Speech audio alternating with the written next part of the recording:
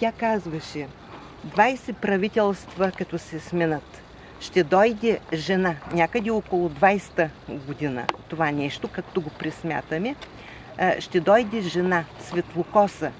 Тя при нея вече работите ще тръгнат напред и България ще стане нещо повече от Швейцария. Викам, жалко, не знам дали ще доживея да го видя това нещо, но казва нещо друго, което така ми е много мъчно за дори и да го кажа. Казва, че прекалено много дават аванс на турците сега. И ще стане така, че по мирен път ще отнемат източната част на Родопите. Там, където е Перперикон, долу просто, чак до Пловдив и Стара Загора. Тя казва, виждам момченци на хълма с фес. Това е нещо страшно. Но обяснява от друга страна, това можело да се избегне, както и Дънов казва, защо сме били 500 години под робство.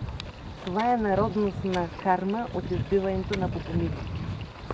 И той, и тя, и други така го казват по същия начин. Поп Богомил е бил пратен с мисия на земята. Но след като българите избиват богомилите, 500 години турско робство и 200 години още народност на карма. Ако сме се освободили от турско робство сами, просто кармата щяла да отпадне.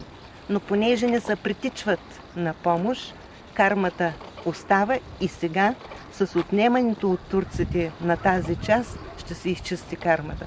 Как се казваше пророчицата? Слава Севрюкова.